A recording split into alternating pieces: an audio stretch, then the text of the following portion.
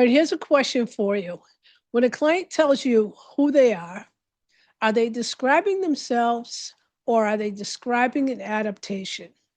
Think about how often we hear statements like, I'm an anxious person, I'm a people pleaser, I'm the responsible one, I'm an overthinker, I'm bad at relationships, I'm the caretaker, I'm the strong one. Most people assume that these are personality traits, but what if they're not? What if they're identities that are built around their experiences? And what if one of the biggest reasons clients remain stuck is because they've confused who they are with what happened to them? If I haven't met you yet, my name is Tina Brigittini. Go ahead and like and subscribe if this information resonates with you and you want more of it.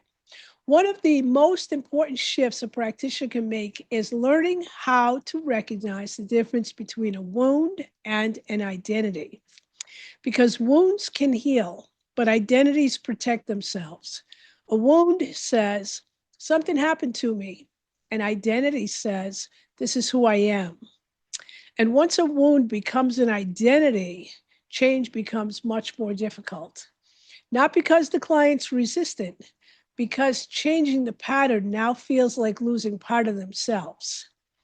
See, many practitioners are trained to recognize the symptoms. Some practitioners learn to recognize patterns, but eventually we must learn to recognize identity because identity is often what keeps the patterns in place.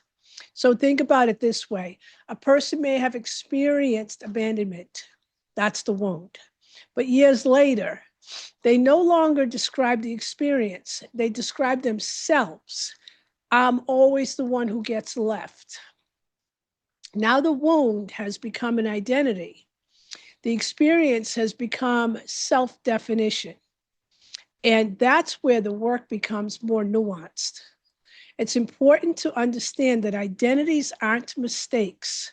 They are adaptations. Just like everything else we've discussed in this series, the system is constantly trying to create stability, predictability, coherence, meaning. So after difficult experiences, the mind creates explanations, stories, definitions, labels, not because it's trying to limit us, because it's trying to understand us. The problem is that sometimes those explanations become permanent. So let's look at a common example. A child grows up in a home where they need to mature quickly. Perhaps there's an illness or stress, conflict, or emotional instability. The child becomes highly responsible, highly capable, highly dependable. And years later, they're still carrying that role.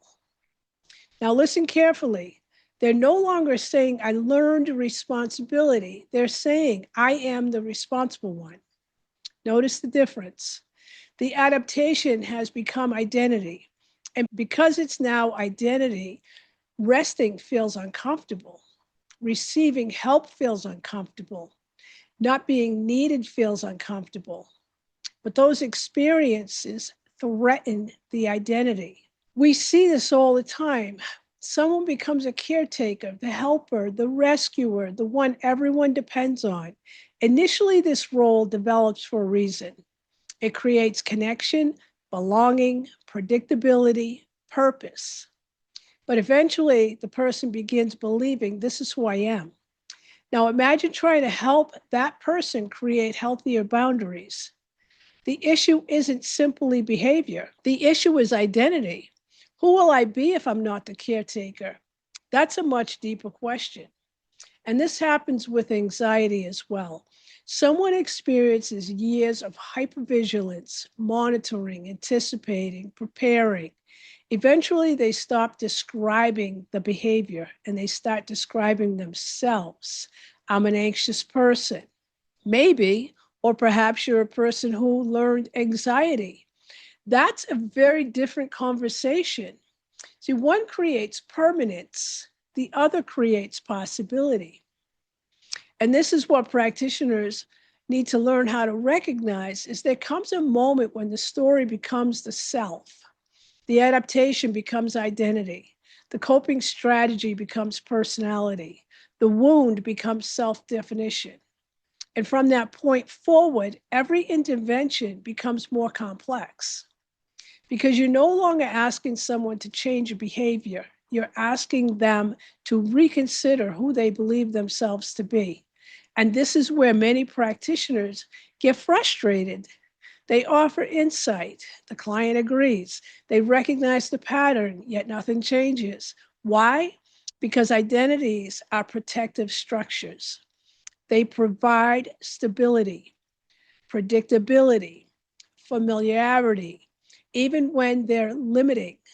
The system would often rather keep a familiar identity than step into uncertainty, which means that resistance is often not resistance at all. It's identity protection. So instead of asking, what's the problem? We start asking, how has this person organized around the problem? And instead of asking what happened, we start asking, who did they become because of what happened? That question often reveals far more information because you're now observing identity, not simply symptoms, not simply stories, but identity. And identity shapes everything. So a wound needs understanding, compassion, integration, and identity needs expansion. The goal is not to destroy it. The goal is to help the client to discover that they are larger than it, larger than the caretaker, larger than the helper, larger than the achiever, larger than the anxious person, and larger than the wound. And the moment that expansion begins, possibility returns. Because now the client is no longer trapped inside of a single definition of themselves. And one of the greatest gifts that we can give our clients is to help them to separate who they are from what happened to them, helping them recognize that this was adaptive, this was intelligent, this made sense, but this is not entirely who you are. And that's a very different conversation than trying to fix a symptom. It's an invitation into a larger understanding of self. So if there's one thing that I hope that you take away from today's video is this: a wound says something happened, and identity says, this is who I am. And one of the most transformative moments in healing occurs when clients begin realizing those two things are not the same, because they are not their anxiety, they are not their people pleasing, they are not their perfectionism, they are not their caretaking, they are not their wound. Those are adaptations, not identities. And when people begin recognizing that distinction, something remarkable happens. They stop trying to fix themselves and begin discovering themselves. And in our next video, we're going to explore one of the most frustrating experiences that practitioners encounter, and that is why insight doesn't create change. Why understanding a pattern is often only the beginning of transformation. If this resonated with you, go ahead and like and subscribe to the channel. Many blessings to you, Tina Bridges.